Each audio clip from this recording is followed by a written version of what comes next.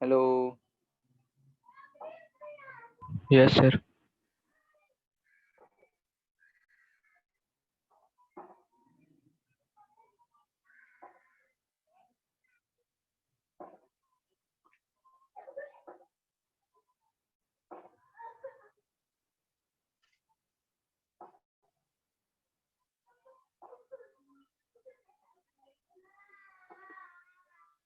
ठीक है, तो लास्ट क्लास वाले में कोई दिक्कत? हम लोग पढ़ रहे थे इमोशनल ईएमएफ। ठीक है, यानी कि अगर कोई भी बॉडी है, अगर उसको मैग्नेटिक फील्ड में हम मोशन करा रहे हैं तो उसमें पोटेंशियल डिफरेंस क्रिएट हो रहा है, और उस पोटेंशियल डिफरेंस की वजह से उसमें करंट बह रहा है, ईएमएफ आ रहा था। तो हम लोगों ने देखा था कि अगर एक रॉड है, उसको भी वेलोसिटी दे रहे हैं किसी मैग्नेटिक फील्ड में, तो ईएमएफ जो आया था बी वी एल आया था।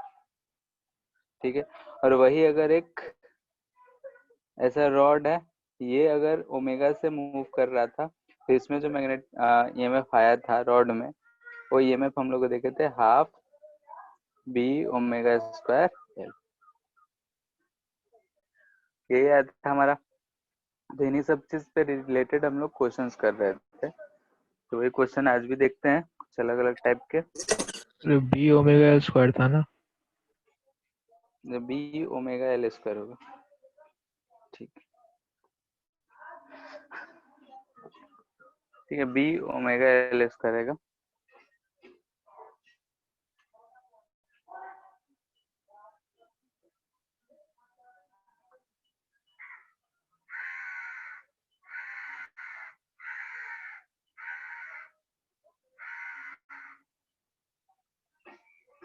क्वेश्चन है कि इधर मैग्नेटिक फील्ड है यूनिफॉर्म,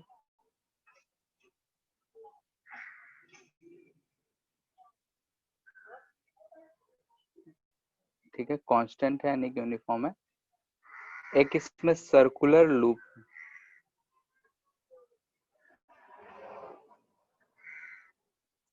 ठीक है, ये सर्कुलर लूप है। इसमें 4 पॉइंट्स दे रखे हैं, ए बी सी और डी, और इसको बोल रहा है कि इसको हम इधर की तरफ, ये इसका सेंटर है, तो इधर की तरफ इसको v वेलोसिटी से हम भेज रहे हैं, यानी कि सर्कल को हम इस लूप में v वेलोसिटी से भेज दिए।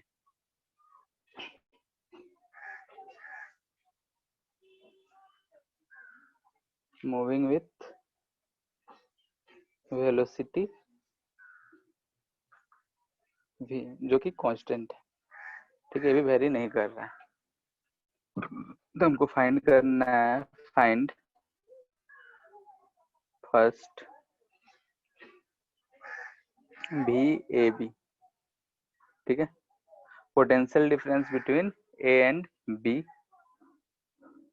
ये मैं फिर लिख देते हैं ई से। सेकेंड ई सी डी, और एक पॉइंट दे रखा है ऐसा, जो कि यहाँ से एंगल थीटा बन रहा है, ई और एफ। थर्ड है ई एफ।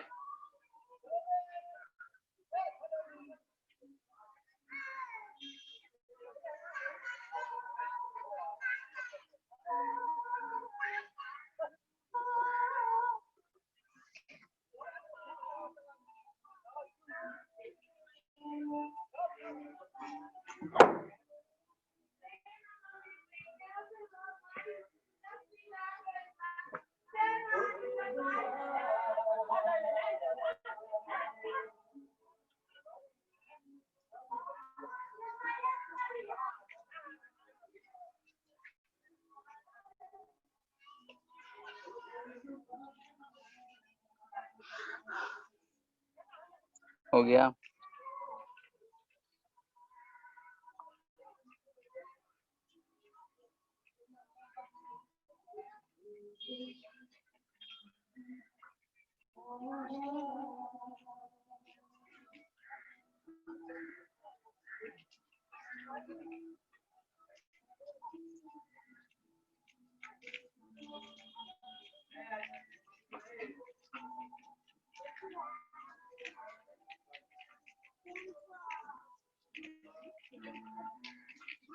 ठीक है, जैसे हम लोगों ने लास्ट क्लास से देखा था कि एक स्क्वायर लूप था, उसको यूनिफॉर्म मैग्नेटिक फील्ड में हम मूव करा रहे थे, तो उसमें मैग्नेटिक फील्ड जो आया था, फ्लक्स चेंज 0 आया था और करंट 0 बोले थे।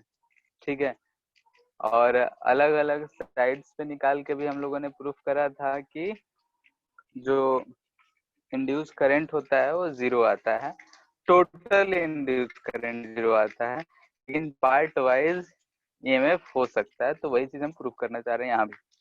लास्ट क्लास में हम लोगों ने देखा था स्क्वायर से, यहाँ भी हम उसी चीज को कह रहे हैं कि अगर ओवरऑल हम देखेंगे तो ओवरऑल इसका जो मैग्नेटिक इंडक्शन होगा वो 0 होगा, यानी कि इंड्यूस्ड ईएमएफ 0 होगा। लेकिन आधा आधा पोर्शन में देखेंगे, किसी भी 2 पॉइंट का ईएमएफ हम देखेंगे तो 0 ही आएगा ओवरऑल, लेकिन हम आधा आधा करके देख रहे हैं, तो क्या होगा वही चीज हमको बताना है।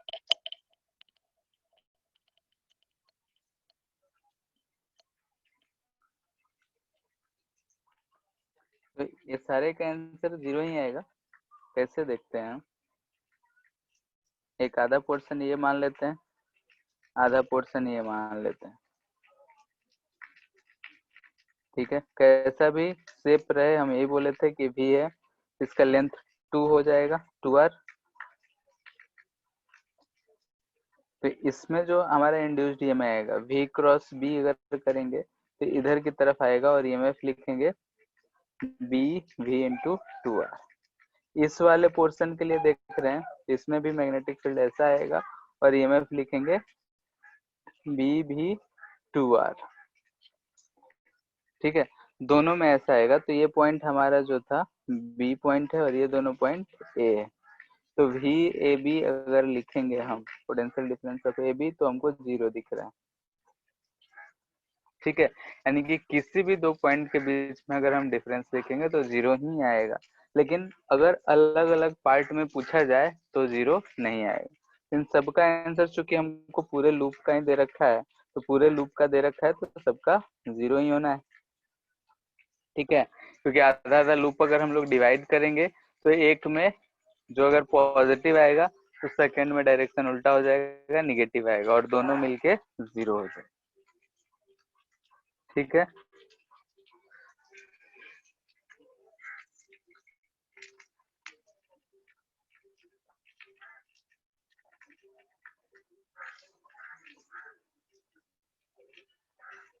वैसा ही एक क्वेश्चन और है, बल्कि इसमें शेप थोड़ा चेंज कर दिया गया है। रॉड जो है हमको ऐसा दे दिया गया है और बोला जा रहा है कि ये भी एंगल थीटा है, ये भी एंगल थीटा है।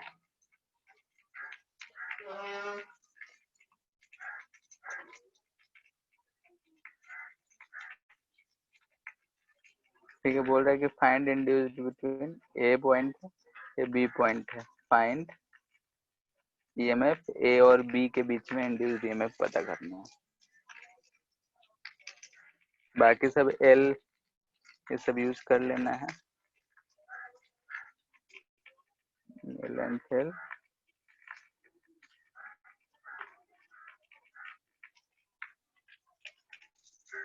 फाइंड करो, इधर की तरफ इसको वेलोसिटी v से भेज रहे हैं।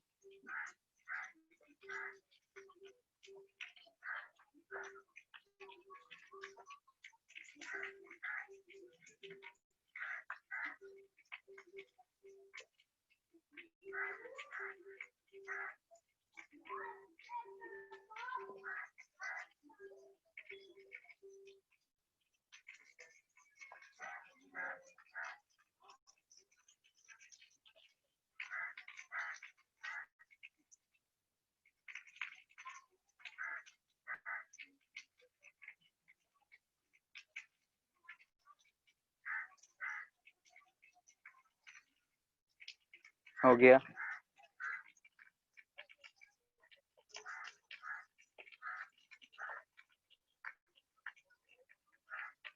इसमें एल का देखेंगे तो दो दो कंपोनेंट आ रहा है, एक इधर और एक इधर।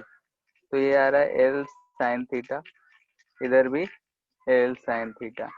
हम जानते हैं कि ये वाला कंपोनेंट की वजह से तो कोई इफेक्ट होगा नहीं, तो ये भी अगर लिखेंगे तो जो भी आएगा इस वाले की वजह से, तो बी भी इंटू 2l साइन थीटा लिख देंगे, आंसर हो जाएगा।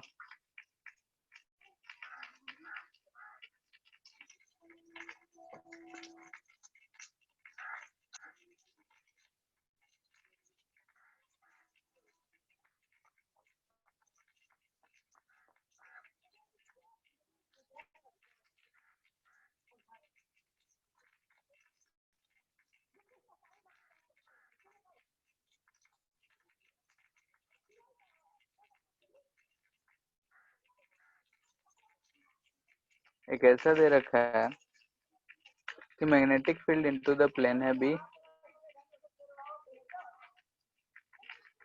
यहाँ पे एक सेमी सर्कुलर है, ठीक है, सेमी सर्कुलर है, रेडियस आर है, ये यहाँ से ओमेगा से घूम रहा है।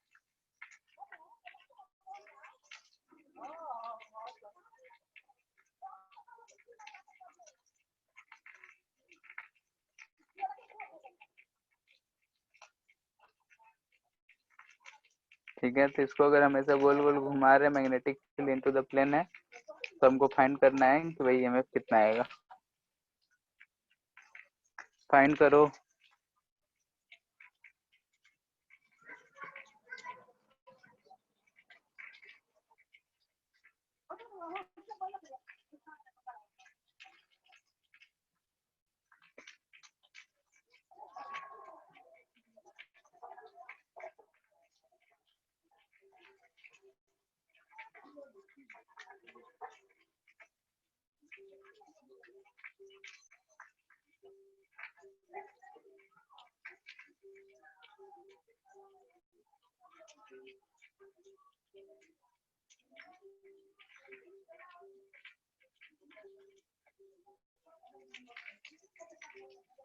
Sir B omega 2r² 2 B omega 4r²।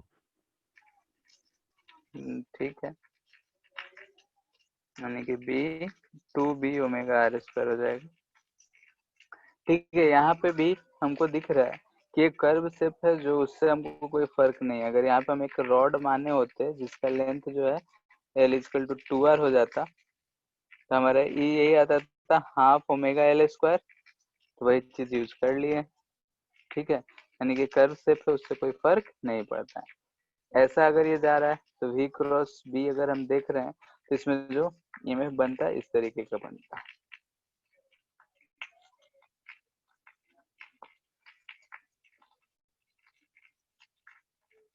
ठीक है, ये एक डिस्क है, ठीक है, डिस्क है, रेडियस r,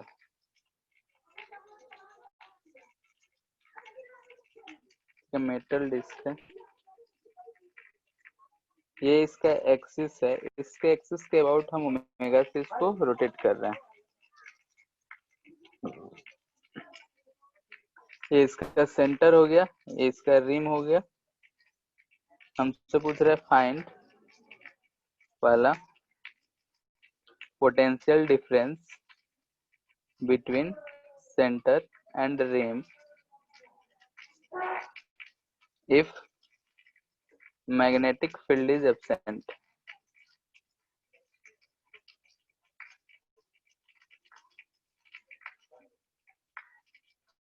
B if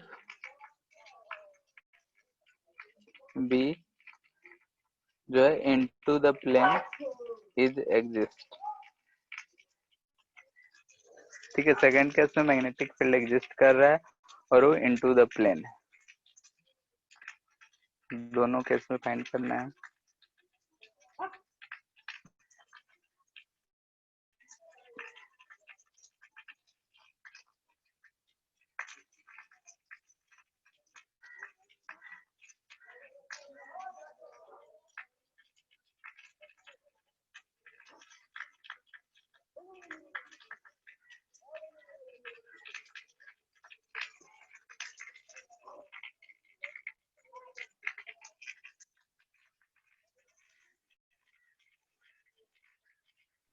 पहला में 0 होगा। नहीं, मेटल बोल रखा है तो मेटल बोला है तो रोटेशन से इलेक्ट्रॉन एक तरफ जाएगा। जैसे रोटेशन पे सेंट्रीपिटल फोर्स लग रहा होगा, इलेक्ट्रॉन पे सेंट्रीपिटल फोर्स लग रहा होगा, तो बाहर की तरफ उसको फोर्स लगेगा तो इलेक्ट्रॉन्स जो होगा बाहर रिम पे इकट्ठा होगा और सेंटर पे पॉजिटिव चार्ज आ जाएगा उसके कारण। वैसे सोचो।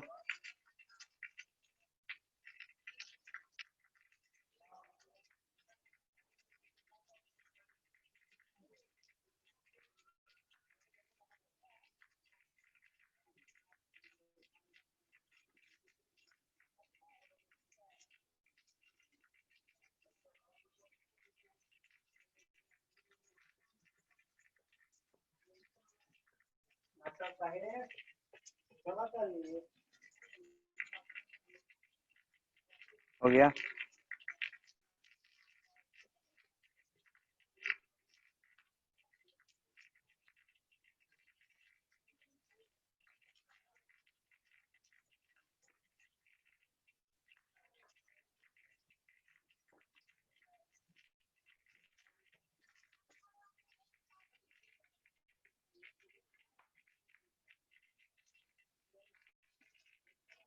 जैसे फर्स्ट केस में अगर हम देखें मेटल है तो ऐसा है, मान लेते हैं कि एक इलेक्ट्रॉन ये है, यहाँ पे एक इलेक्ट्रॉन है, ऐसा रिम है,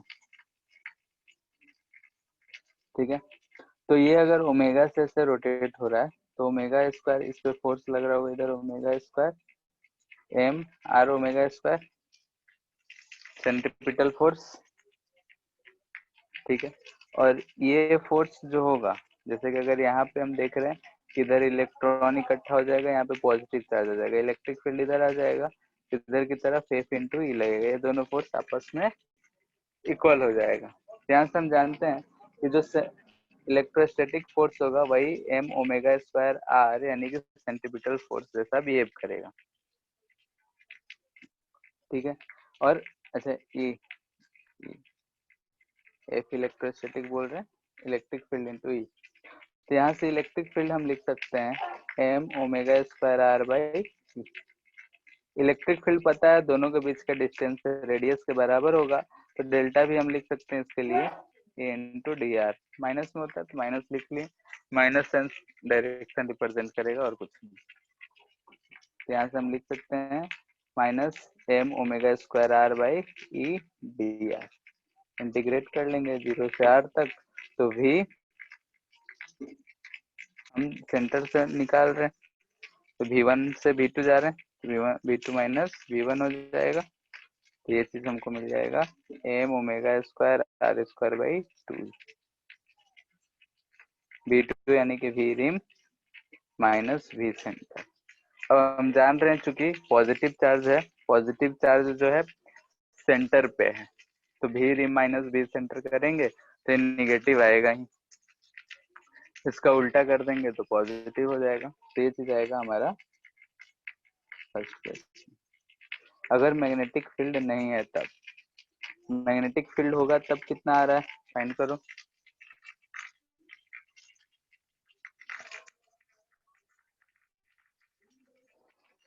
यहाँ पे हम ये समझ रहे हैं कि मान लेते हैं कि डिस्क है, उसमें बहुत सारे इलेक्ट्रॉन्स है, अगर वो रोटेट कर रहा है तो इलेक्ट्रॉन्स तो बाहर की तरफ फोर्स लग रहा होगा, और बाहर की तरफ फोर्स लग रहा होगा तो सारे इलेक्ट्रॉन्स रिम पे जाके इकट्ठा होना चाहेंगे, तब तक होंगे जब तक कि जो इलेक्ट्रिक फील्ड जनरेट होगा, जैसे इमोशनल में हम लोगों ने एक्सप्लेन करा था, वो इक्वेट नहीं हो जाता है हमारा एम ओमेगा स्क्वायर आर, तो एक इलेक्ट्रॉन के लिए लिख लिए, उसके बाद सारे के लिए हम इंटीग्रेट कर लेंगे। यहाँ मास ऑफ इलेक्ट्रॉन यूज है।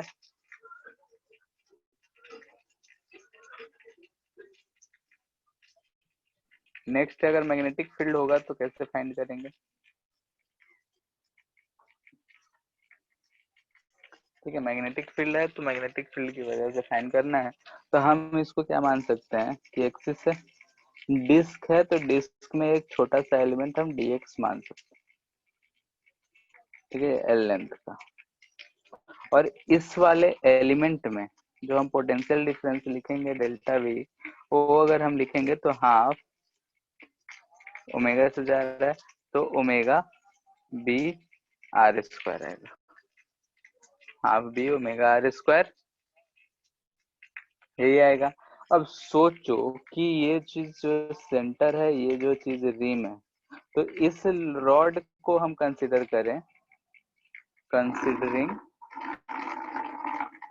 दिस रॉड, हम इस रॉड को अगर कंसिडर करें हैं तब इतना पोटेंशियल डिफरेंस आ रहा है। तो पूरा डिस्क में क्या ये पोटेंशियल डिफरेंस चेंज हो जाएगा कि सेम ही रहेगा? बोलो। ये सेम दो रहेगा। पॉइंट सेम रहेगा, यानी कि V फॉर डिस्क अगर रोटेट कर रहा है तो इसके लिए भी हम half B omega R square use कर सकते हैं, क्योंकि ये दोनों पॉइंट्स का पोटेंशियल जो है एक रॉड के लिए बोल रहे हैं उतना है, तो सारे के लिए तो 2 पॉइंट का पोटेंशियल डिफरेंस ही हम फाइंड कर रहे हैं, तो इसलिए हम डायरेक्टली इसको लिख सकते हैं half B omega R square.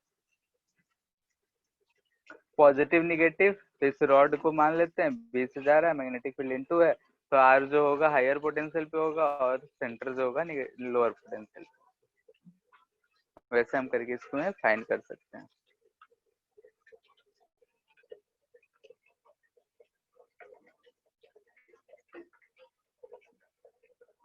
मान लेते हैं कि ये हमारा करंट आई है, इनफिनाइट तक है, यहाँ से आर दूरी पे एक ऐसा रॉड रखा हुआ है, ठीक है, इस रॉड को हम इधर भी वेलोसिटी से ले जा रहे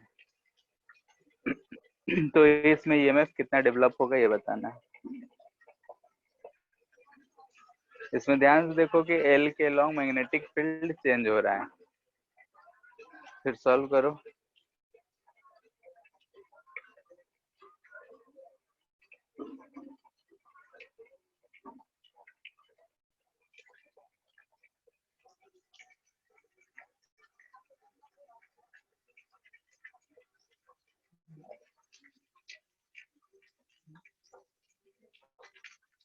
इसमें मैग्नेटिक फील्ड कैसे चेंज हो रहा है?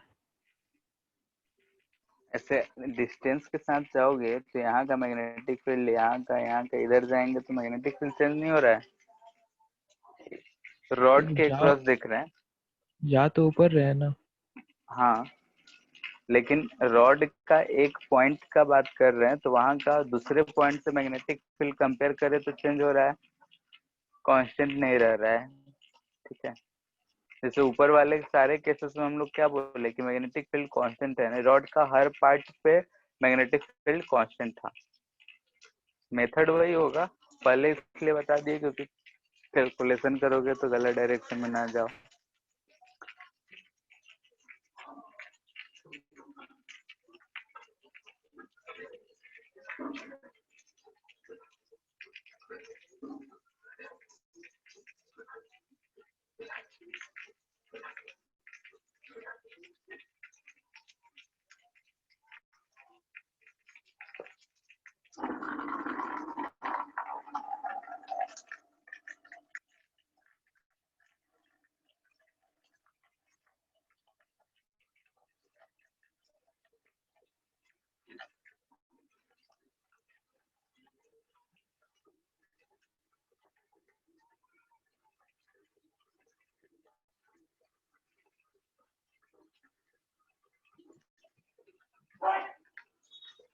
हो गया।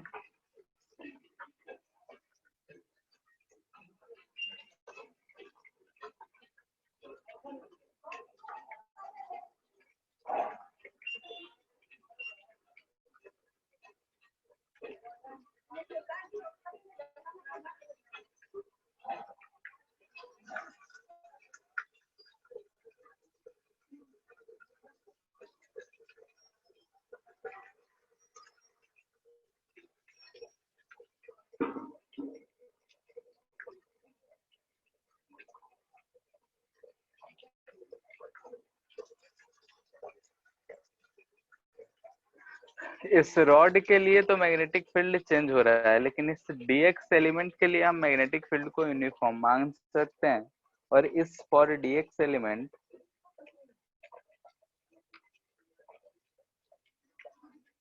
जो डीवी लिखेंगे, क्या लिखेंगे, बी वेलोसिटी इधर ही है, V into L, magnetic field कितना, तो mu not I upon 2 pi X हो जाएगा वी डी एक्स। ठीक है, ये इंड 1 बोल दे रहे हैं, इंड 2 बोल रहे हैं, तो डीवी V1 से V2 अगर जाएंगे तो क्या मिलेगा, mu not I V by 2 pi constant है 1 by X D X. X कहाँ से कहाँ वेरी कर रहा है, तो आर से आर प्लस एल, तो हो गया V2 माइनस V1 जो होगा हमको मिल जाएगा mu not I V by, और दोनों भी ही हो जा रहा है, इसको ईएमएफ करो।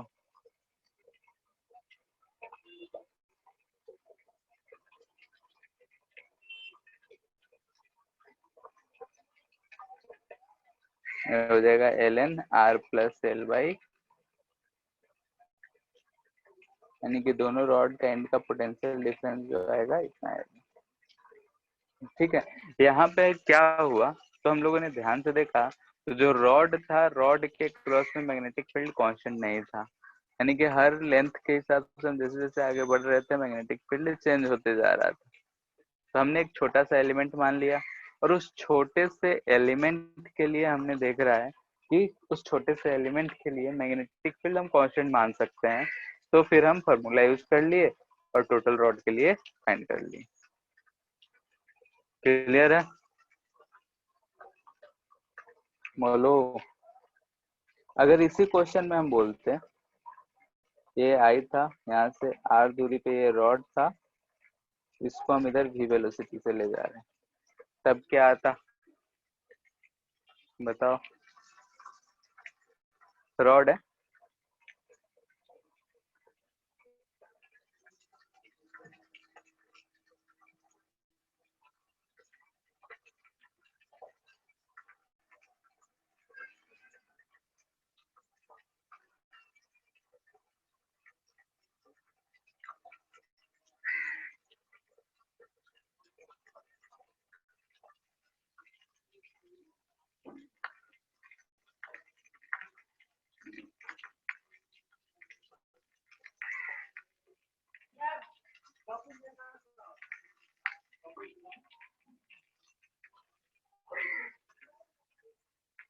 बोलो इसमें क्या आ रहा है।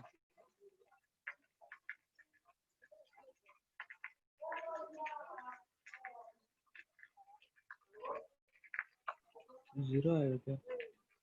जीरो आएगा, इसमें ईएमएफ क्या आएगा, जीरो।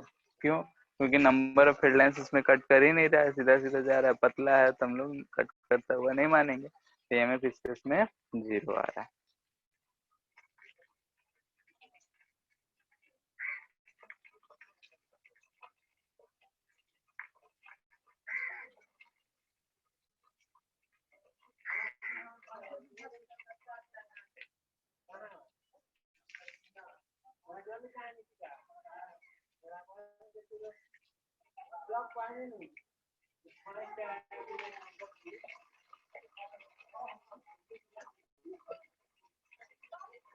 ठीक है, ये दोनों कंडक्टिंग रेल है, कंडक्टिंग फ्रिक्शनलेस रेल है, इसके ऊपर एक ऐसा रॉड रखा हुआ है। ठीक है, ये रॉड है, इसका लेंथ एल है, और मैग्नेटिक फील्ड जो है ऐसा है। ठीक है, इधर से इधर की तरफ यूनिफॉर्म मैग्नेटिक फील्ड है।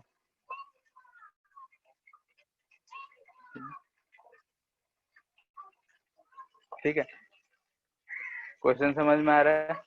इसको जो है ये इधर की तरफ इंक्लाइंड प्लेन की तरफ स्लाइड कर रहा है किसी यूनिफॉर्म स्पीड v से।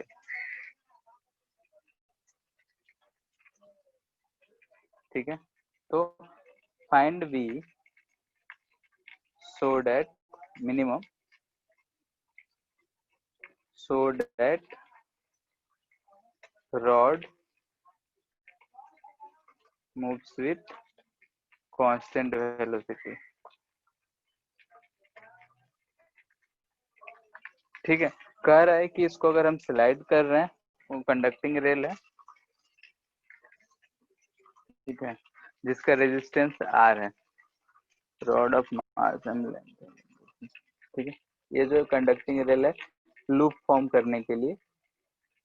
ठीक है, इसका जो है मास m है, लेंथ l है एंड रेजिस्टेंस r है।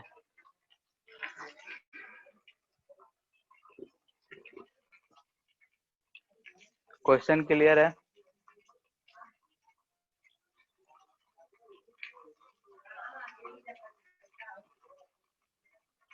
बोलो। Yes sir.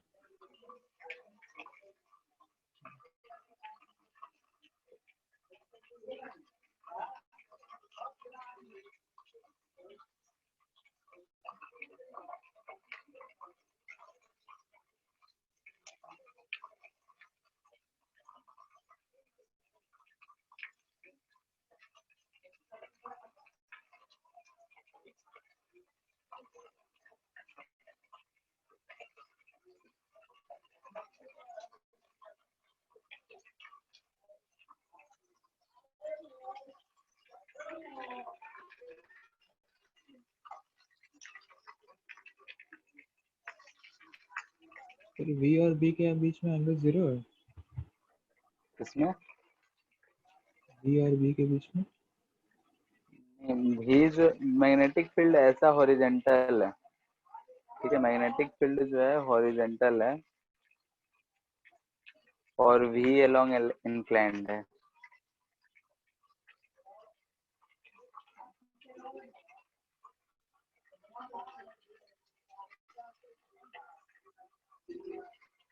टू डी में अगर बनाएंगे तो ऐसा कुछ बनेगा, ये रॉड हो जाएगा, इसका वेलोसिटी इधर, मैग्नेटिक फील्ड इधर।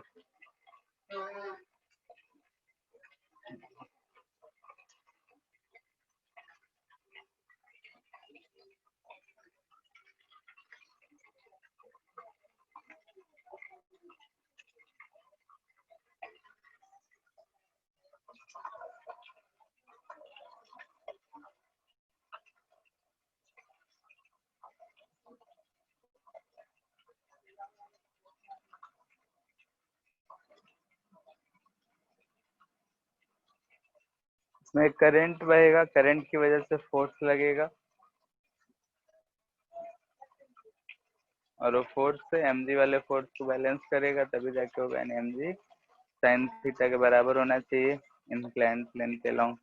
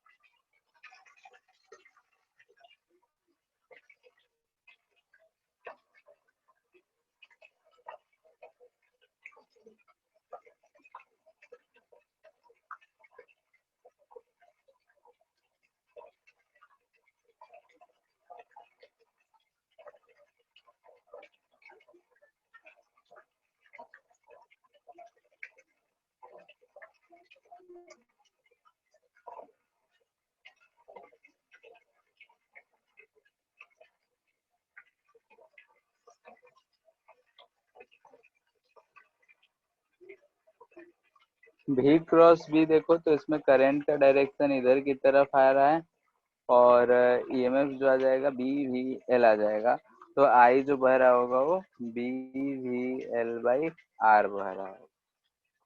ठीक है, अगर हम अब देख रहे हैं तो ऐसा अब सिचुएशन हमको दिख रहा है कि इंक्लाइन जो है ऐसा है।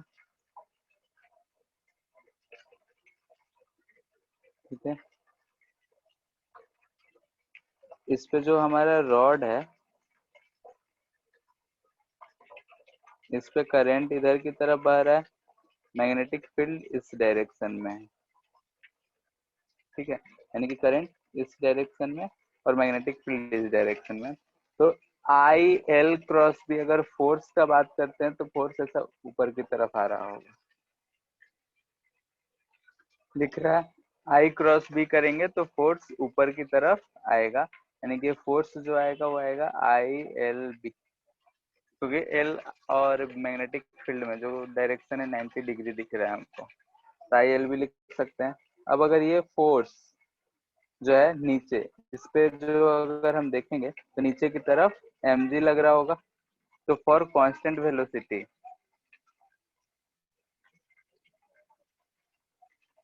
अब हमको ऐसा दिख रहा है, देखो ध्यान से, ये अगर हमको कोई ऑब्जेक्ट है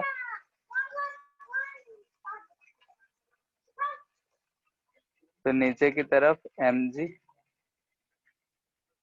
ऊपर की तरफ फोर्स एफ, तो इधर की तरफ एम जी साइन थीटा, और ये ऊपर है, तो इसको कैसे निकाल सकते हैं, इसके लॉन्ग कंपोनेंट कितना आ जाएगा,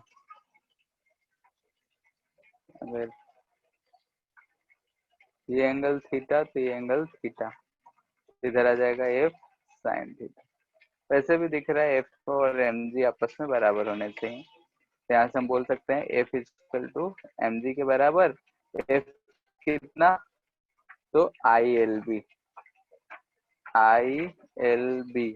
equal to M G, I कितना है, तो B V L by R, B V L by R into L B equal to M G, तो यहाँ से हमको बी का वैल्यू आ जाएगा M G R by V under root 1/,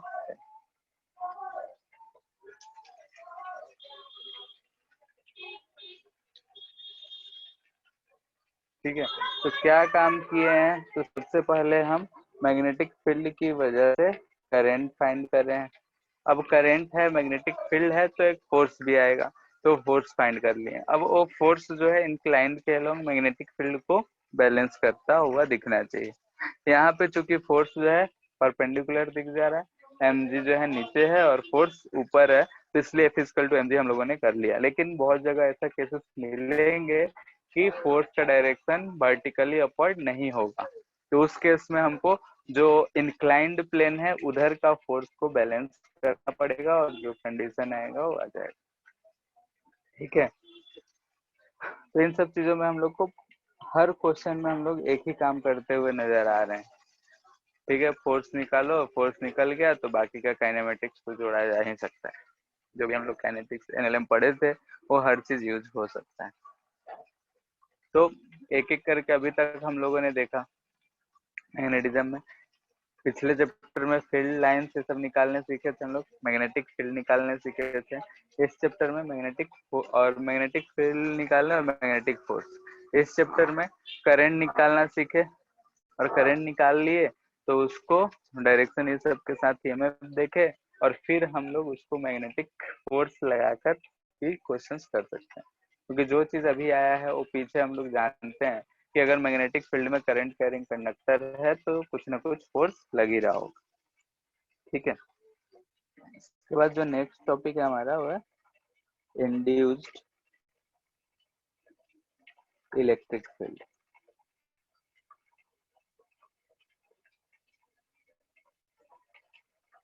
ठीक है। अभी तक जो हम लोग इलेक्ट्रिक फील्ड पढ़े हैं वो तो पढ़े ही हैं, यहाँ पे एक और इलेक्ट्रिक फील्ड पढ़ रहे हैं जिसको हम बोल रहे हैं इंड्यूस्ड इलेक्ट्रिक फील्ड। ये क्या होता है इस चीज को समझते हैं पहले। जैसे हम मान ले रहे हैं कि इस रीजन में ये हमारा आर रेडियस है, इस रीजन में मैग्नेटिक फील्ड ऐसा है, into the plane magnetic field है, ठीक है। कांस्टेंट मैग्नेटिक फील्ड रहेगा तब तो कोई बात नहीं है, लेकिन ये जो मैग्नेटिक फील्ड है ये टाइम के साथ साथ वेरी कर रहा है, ठीक है।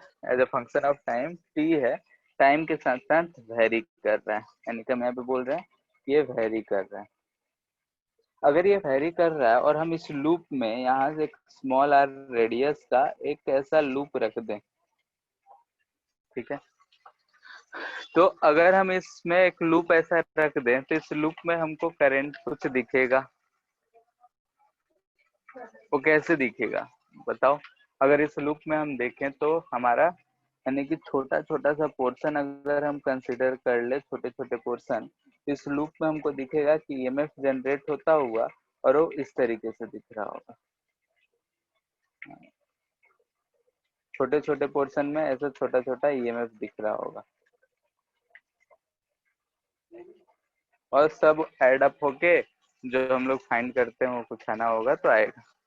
जैसे जो हम फाइंड करते हैं तो फिर D five by D T करके फाइंड करते हैं ईएमएफ, तो वो चीज आएगा। लेकिन अगर हम छोटे छोटे पोर्शंस को एज्यूम करें तो उस वजह से हम ऐसा ईएमएफ ड्रॉ कर सकते हैं। तो देखो कि अगर ईएमएफ है तो यहाँ पे इलेक्ट्रिक फील्ड होगा। ठीक है, ऐसा अगर हम देख रहे हैं कि ईएमएफ पोटेंशियल डिफरेंस है दो पॉइंट्स के बीच में, तो उन दोनों पॉइंट्स के बीच में इलेक्ट्रिक फील्ड भी कुछ ना कुछ होगा। अब वो इलेक्ट्रिक फील्ड कितना होगा, तो उसी चीज का हम करते हैं, यहाँ पे करेंगे। तो ध्यान से दिख रहा है कि इलेक्ट्रिक फील्ड यहाँ पे हायर पोटेंशियल लोअर पोटेंशियल, यानी कि इस डायरेक्शन में जिधर करंट का डायरेक्शन होगा उसी डायरेक्शन में इलेक्ट्रिक फील्ड होगा। यानी कि यहाँ से हम बोल सकते हैं कि ऐसा एक करंट बह रहा है इसमें, तो इस पॉइंट पे इलेक्ट्रिक फील्ड इधर, इस पॉइंट पे इधर, इस पॉइंट पे इधर, इस पॉइंट पे इधर, ऐसा हम बोल सकते हैं। क्यों? क्योंकि हम लोगों ने पढ़ा है कि अगर ऐसा कोई कंडक्टर होता है, इस पे हायर पोटेंशियल है या लोअर पोटेंशियल है, तो इलेक्ट्रिक फील्ड इधर होता है, करंट का डायरेक्शन इधर होता है। तो छोटे छोटे पोर्शन में देख रहे हैं तो इलेक्ट्रिक फील्ड हमको हर जगह पे ऐसा टेंजेंशियल मिल रहा है। ठीक है, यानी कि अगर ये लूप को हम हटा दें, ठीक है, ऐसा बोल सकते हैं कि इस लूप को जो हम मैग्नेटिक फील्ड में रखे थे, अगर उसको हम रिमूव भी करते हैं, हटा भी देते हैं, तब भी ये इलेक्ट्रिक फील्ड वहां पर प्रोड्यूस रहेगा। ठीक है, तो हमने देखा, यहाँ से हम बोल सकते हैं कि फ्लक्स थ्रू लूप जो होगा वो हम लिखते बी इंटू ए।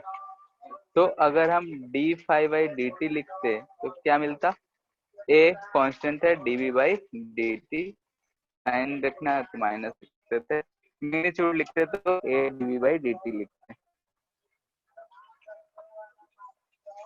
ठीक है, तो ये चीज D five by D T आ रहा है जिसको हम ईएमएफ बोल रहे हैं।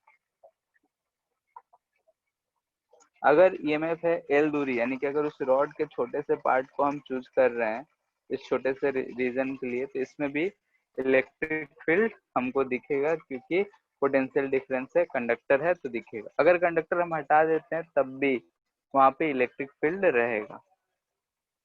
और ये जो इलेक्ट्रिक फील्ड यहाँ पे जनरेट हो रहा है, इसी चीज को हम लोग बोलते हैं इंड्यूस्ड इलेक्ट्रिक फील्ड। सर इसमें तो सब कैंसिल नहीं हो जाएगा?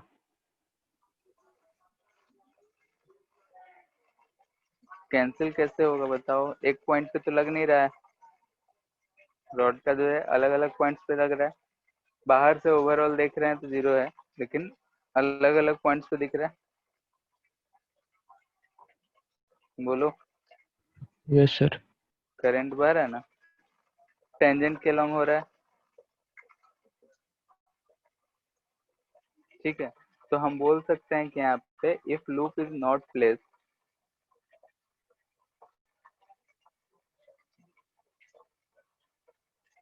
ठीक है, then induced electric field lines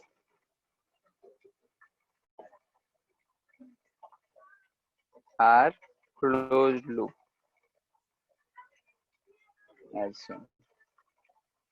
ठीक है, यानी कि अगर हम उस जगह पे, ये जो वेरिंग मैग्नेटिक फील्ड था इसमें, यहाँ पे अगर अंदर में इस जगह पे अगर बोल रहे हैं कि ये हमारा लूप नहीं है, तब भी इलेक्ट्रिक फील्ड जो होगा ऐसा क्लोज लूप फॉर्म करेगा। क्योंकि अगर हम जो डायरेक्शन देखते हैं तो फील्ड लाइंस अगर ड्रॉ करते हैं तो फील्ड लाइंस में क्या होता है कि जिस भी पॉइंट पे हमको डायरेक्शन निकालना होता है तो वहाँ टेंजेंट ड्रॉ करते हैं। तो अगर हम डायरेक्शन पता है तो हम बोल सकते हैं कि फील्ड लाइंस जो होंगे, इलेक्ट्रिक फील्ड लाइंस जो है क्लोज लूप फॉर्म कर रहा है। ठीक है, क्लोज लूप फॉर्म कर रहा है। इस बात को ध्यान रखना है, क्योंकि हम लोग आज तक यही सीख सीख कर पढ़ते आए हैं कि अगर कोई भी इलेक्ट्रिक फील्ड होगा तो इलेक्ट्रिक फील्ड जो है क्लोज लूप फॉर्म नहीं करता है। ठीक है, ये चीज पढ़े, इलेक्ट्रिक फील्ड कभी भी क्लोज लूप फॉर्म नहीं करता है, लेकिन यहाँ जो इलेक्ट्रिक फील्ड लाइंस बन रहे हैं ये क्लोज लूप फॉर्म कर रहा है। ठीक है, ये चीज को ध्यान रखना है। और ये जो इलेक्ट्रिक फील्ड है ये रियल इलेक्ट्रिक फील्ड नहीं है, जो हम लोग रियल इलेक्ट्रिक फील्ड पहले पढ़े हैं वो ये चीज नहीं है, ये इंड्यूस्ड इलेक्ट्रिक फील्ड है। इस बात का ध्यान रखना है, इंड्यूस्ड इलेक्ट्रिक फील्ड है। ठीक है, इसका खास बात क्या है, पॉइंट्स लिख लेते हैं। तो पहला, it can form close loop, सबसे पहले तो ये लिख रहे हैं, और जो ओरिजिनल हम लोग पढ़े थे उससे ये अलग है। It can form close loop, ठीक है, ये क्लोज लूप फॉर्म कर सकता है। सेकेंड, इसमें चार्ज सोर्स रिक्वायर्ड नहीं, चार्ज नहीं है फिर भी मैग्नेटिक फील्ड है, यानी कि source that is charge is not required. ठीक है, इसमें सोर्स जो चार्ज की वजह से इलेक्ट्रिक फील्ड होता है वो यहाँ पे रिक्वायर्ड नहीं है इलेक्ट्रिक फील्ड, लेकिन ये ओरिजिनल इलेक्ट्रिक फील्ड इसको हम लोग नहीं बोलते हैं। इंड्यूस्ड इलेक्ट्रिक फील्ड हमेशा कहीं भी अगर इलेक्ट्रिक फील्ड सिर्फ लिखा हुआ है तो उसको हम अपना ओरिजिनल इलेक्ट्रिक फील्ड मानेंगे, अगर इंड्यूस्ड इलेक्ट्रिक फील्ड है तब ये।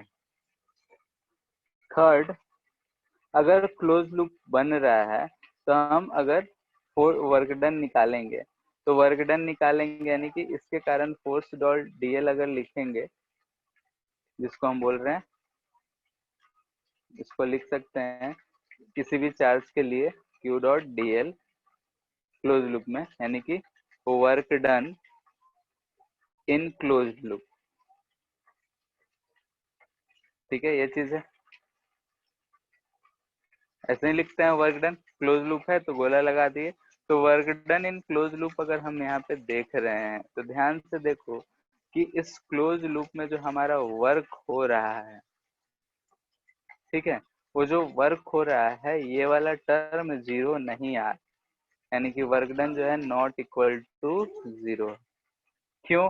क्योंकि ऐसा हमारा इलेक्ट्रिक फील्ड लाइन से अगर चार्ज को हम यहाँ से इसके थ्रू ले जा रहे हैं तो थोड़ा थोड़ा वर्क होते जा रहा है, ये जीरो नहीं है, यानी कि integral E dot DL zero नहीं है, जो कि हमारा कंजर्वेटिव फील्ड में ये चीज जीरो हुआ करता था। इससे हम लोग क्या बता सकते हैं कि this field is not conservative.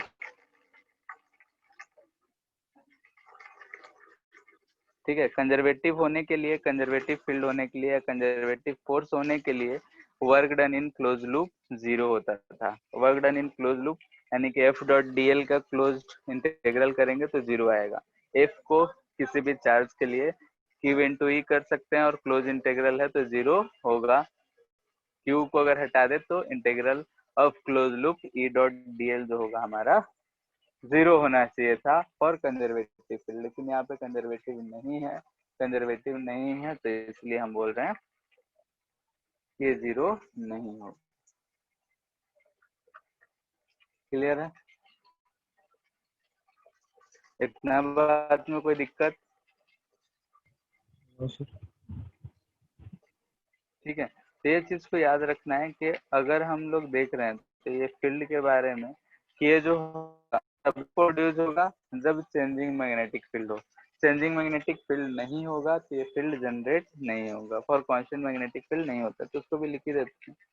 Four,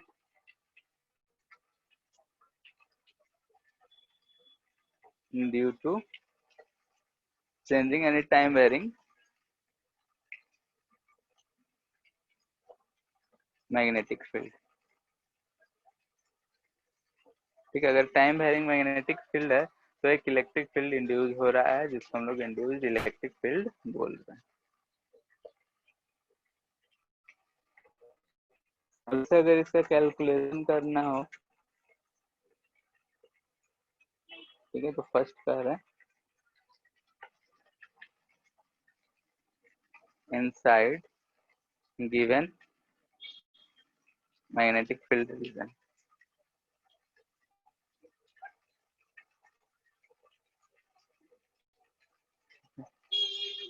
ठीक है, तो मोस्टली सोलेनोइड के लिए कहा जाता है इसमें। ऐसा सोलेनोइड अगर है तो सोलेनोइड के अंदर मान लेते हैं मैग्नेटिक फील्ड ऐसा है, और उसमें हम करंट को अगर चेंज कर रहे हैं तो करंट चेंज होगा तो मैग्नेटिक फील्ड भी चेंज होगा इसके थ्रू। तो हम डायरेक्टली लिख रहे हैं ये बी जो है बी इंटू टी है, यानी कि चेंजिंग मैग्नेटिक फील्ड है। इसमें हमको इसके सेंटर से आर दूरी पे ऐसा फाइंड करना है। यहाँ पे इसमें कुछ इलेक्ट्रिक फील्ड होगा, तो इलेक्ट्रिक फील्ड कितना होगा हमको उसको फाइंड करना है, यानी कि इस लूप में इलेक्ट्रिक फील्ड कितना होगा इस चीज को हमको फाइंड करना है। डायरेक्शन वही, जिधर करंट इंड्यूस होगा उधर ही डायरेक्शन होगा, तो डायरेक्शन के लिए वही चीज यूज कर सकते हैं।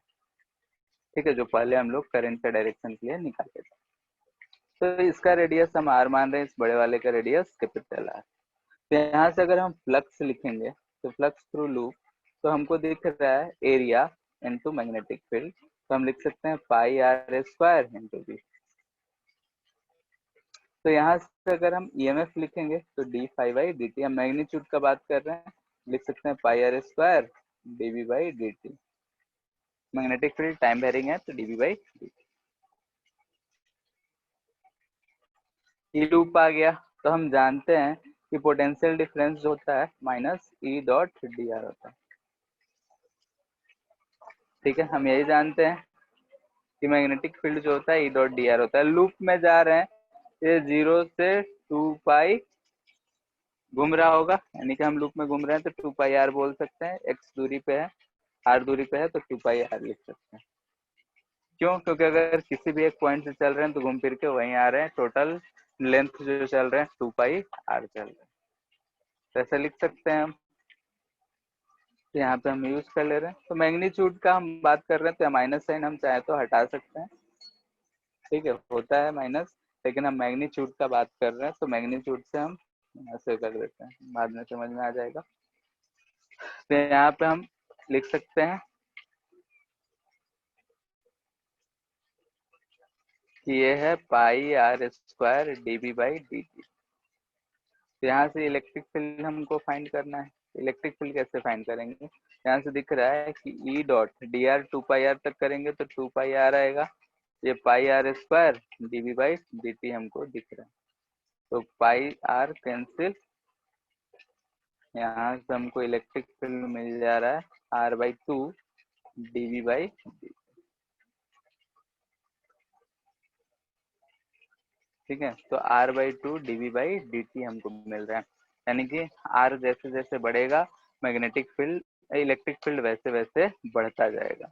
यानी कि इस रीजन में अगर हम ऐसा मैग्नेटिक फील्ड है, इलेक्ट्रिक फील्ड लाइन्स अगर हम ड्रॉ करेंगे तो इस सेंटर के नजदीक में ऐसा दूर दूर जाएगा, लेकिन जैसे जैसे यहाँ पे आएगा वहां पे डेंसिटी इसका बढ़ता जाएगा।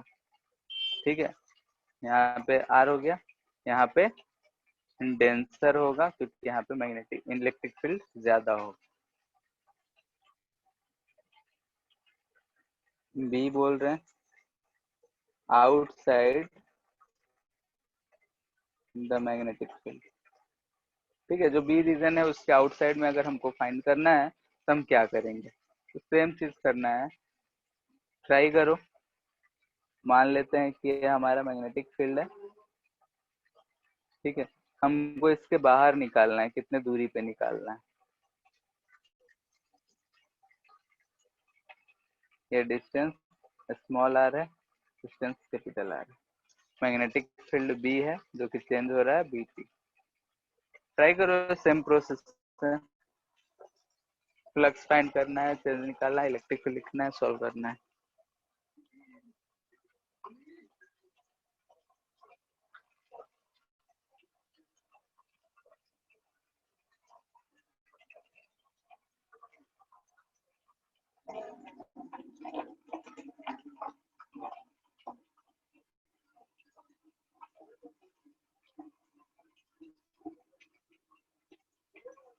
इसमें एरिया तो कैपिटल आर स्क्वायर लेंगे ना? हाँ,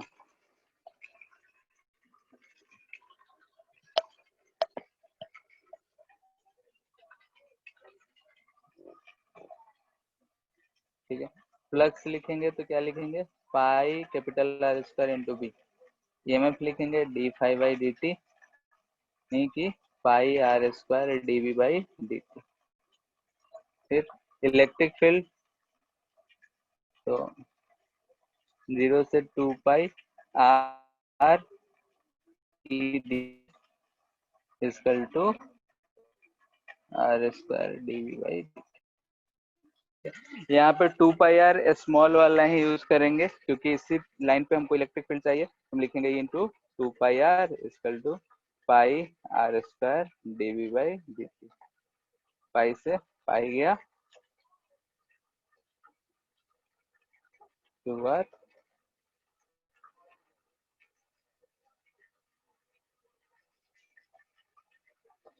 यानी कि आर यहाँ से हमको क्या दिख रहा है, electric field is inversely proportional to R. यानी कि दूर जाएंगे तो इलेक्ट्रिक फील्ड घट रहा होगा, जो एंड होगा उसके आसपास जब ये इलेक्ट्रिक फील्ड होगा ये ज्यादा होगा। ठीक है, ये इंड्यूस्ड करंट बताने जान गए अगर हम लोग, तो इसमें एक छोटा सा इफेक्ट प्रोड्यूस होता है। इस इफेक्ट को हम लोग एडी करंट बोलते हैं। ठीक है, यानी कि अगर हमको दिख रहा है कि इलेक्ट्रिक फील्ड है, तो अगर हम बोलें, ठीक है, छोटा सा कंसेप्ट है एडी करंट क्या होता है, इसको समझ लेते हैं।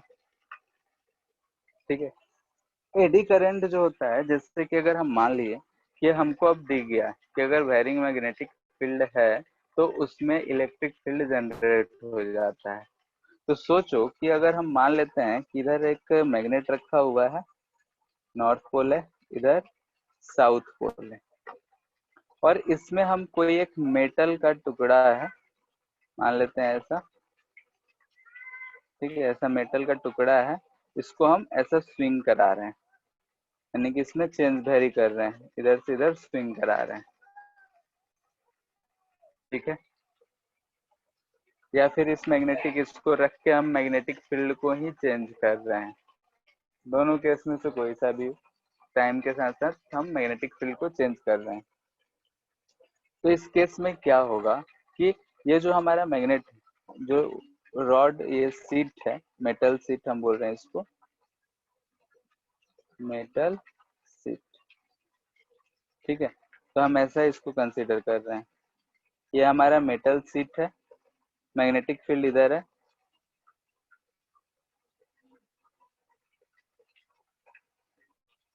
ठीक है, ये हमारा मैग्नेटिक फील्ड है, बोल रहे हैं कि ये बी टी टाइम के साथ साथ वेरी कर रहा है। ये जो है मेटल सीट है। तो क्या होगा कि अगर हम इस पॉइंट को देखें, इस पॉइंट को अगर देखें, तो यहाँ पे ऐसा इलेक्ट्रिक फील्ड इंड्यूस हुआ होगा। इलेक्ट्रिक फील्ड इंड्यूस हुआ होगा तो सोचो कि वहां पे जो इलेक्ट्रॉन्स होंगे उस पर फोर्स लगा होगा, और वो इलेक्ट्रॉन्स राउंड राउंड घूमना शुरू कर दिए होंगे। बात को समझना मुश्किल है। जो इलेक्ट्रिक फील्ड यहाँ पे ऐसा इंड्यूस्ड हुआ है, मान लेते हैं इधर की तरफ, तो इलेक्ट्रॉन्स जो होंगे ऐसा इलेक्ट्रिक इसी राउंड राउंड में घूम रहे होंगे, क्योंकि इलेक्ट्रिक फील्ड है तो इलेक्ट्रॉन्स पे फोर्स, जब घूम रहा होता है करंट प्रोड्यूस होता है। ठीक है, यानी कि अगर मेटल पीस है उसको मैग्नेटिक फील्ड में रख रहे हैं तो यहाँ पे एक करंट प्रोड्यूस हो जा रहा है, यहाँ भी अगर कुछ करंट प्रोड्यूस हो जा रहा है।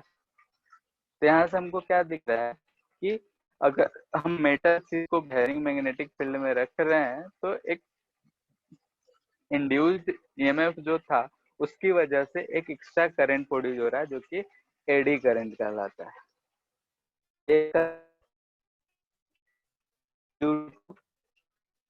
सर आवाज नहीं आ रहा रिवॉल्यूशन, ठीक से।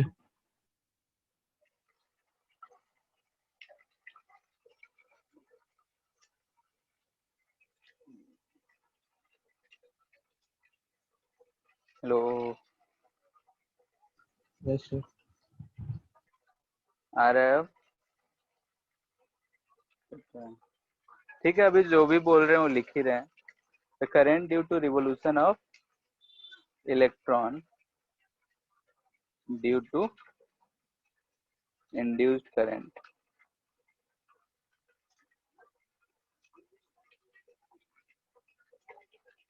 is called eddy current.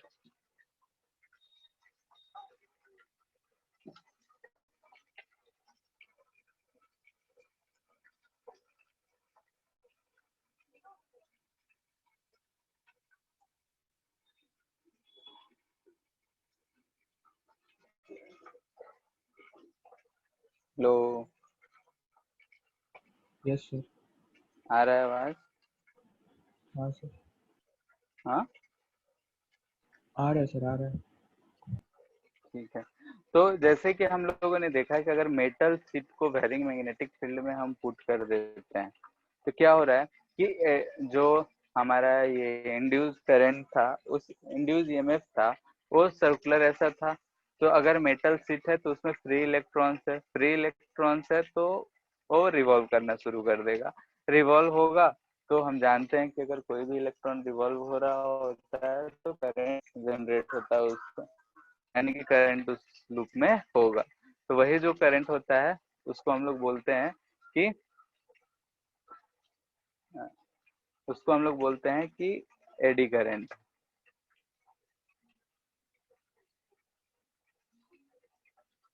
ठीक है,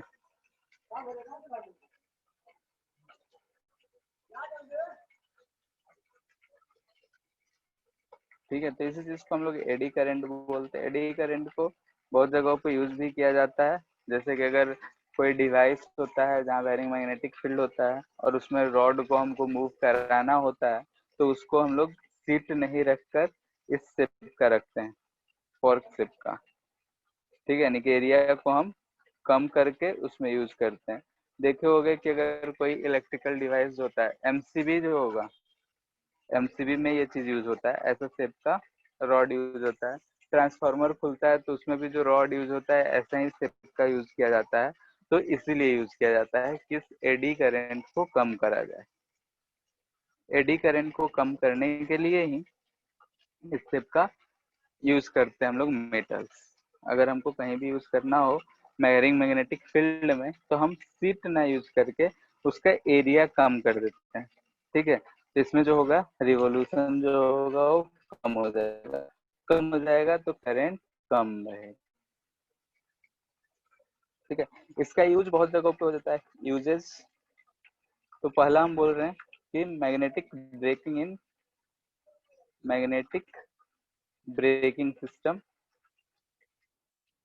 इन ट्रेन्स। ठीक है, ट्रेन्स में मैग्नेटिक ब्रेकिंग के लिए यूज करा जाता है। जैसे कि उसका जो है चक्का है ऐसा रिवॉल्व कर रहा होता है। अगर हम यहाँ पे जैसे कि चारों तरफ अगर हम बोल रहे हैं कि यहाँ पे हम मैग्नेटिक फील्ड जनरेट कर दें, ठीक है, इस रीजन में ऐसा बनाते हैं थोड़ा वर्टिकल। ये चक्का है हमारा, इस एक्सिस के अबाउट ऐसा रिवॉल्व कर रहा है। हम इसके साइड से, ठीक है, ऐसा हम इस पे मैग्नेटिक फील्ड ऐसा क्रिएट कर दिए। तो इस रीजन में क्या होगा कि इस मैग्नेटिक फील्ड की वजह से जो करंट प्रोड्यूस होगा तो अपोजिट डायरेक्शन में प्रोड्यूस होगा। तो अगर ये रिवॉल्व ऐसा कर रहा है तो इसमें जो ओमेगा प्रोड्यूस करेगा वो इस तरीके का डायरेक्शन प्रोड्यूस करता है, यानी कि अपोजिट डायरेक्शन में, यानी कि इसका स्प्रेडिंग को घटाने का कोशिश करेगा। तो इस ब्रेकिंग को स्मूथ करने के लिए हम लोग इसमें यूज कर लेते हैं। क्योंकि अगर हम लोग रबड़ यूज करते हैं या फिर लोहा का यूज करते हैं कि दोनों चिपक कर रुके तो घिसते घिसते खत्म हो जाता है और लॉस ज्यादा होता है। इसमें कुछ घिस नहीं रहा है, तो इसलिए इसको यूज किया जाता है। सेकेंड, ठीक है, इलेक्ट्रोमैग्नेटिक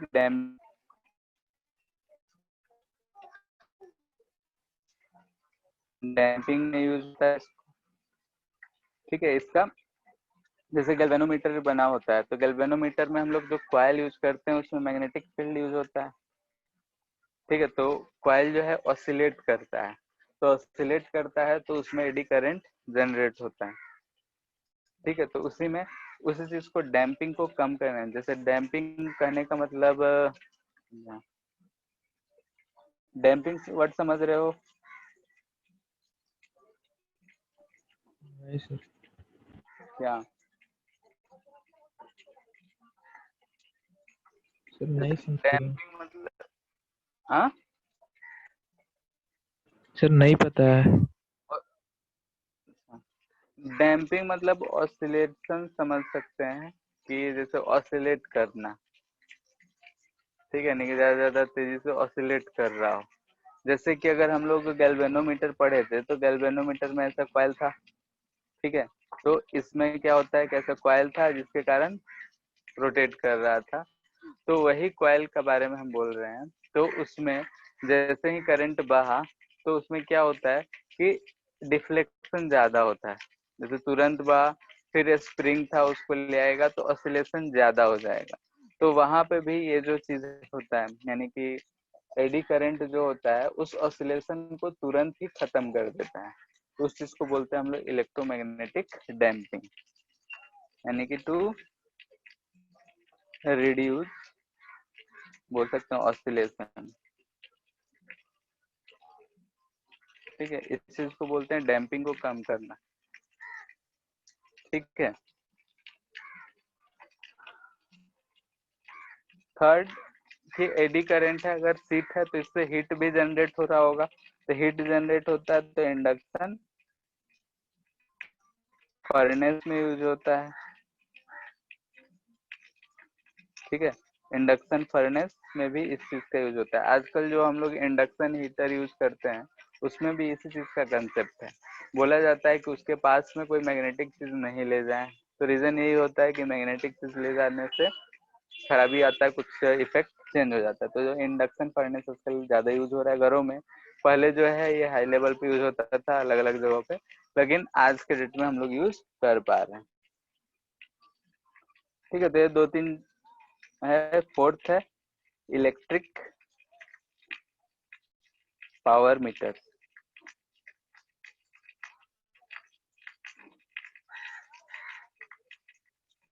ठीक है, जो हम लोग पावर मीटर में यूज होता है, ठीक है, तो उस चीज में भी ये यूज होता है एडी करंट का।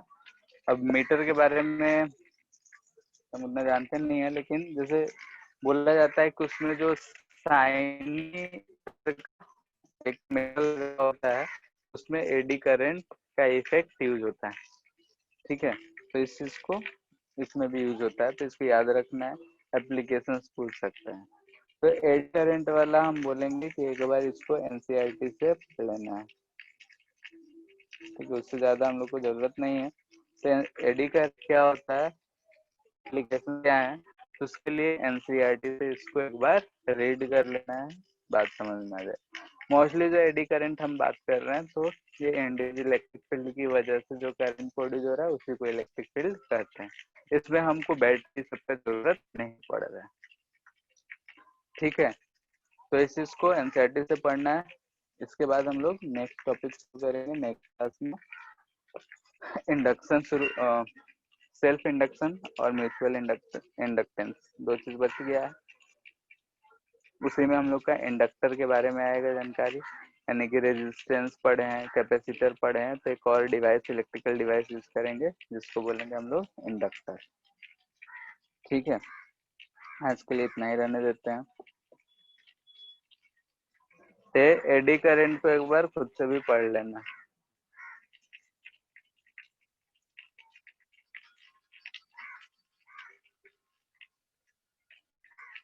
ठीक है, फिर एंड कर रहे हैं।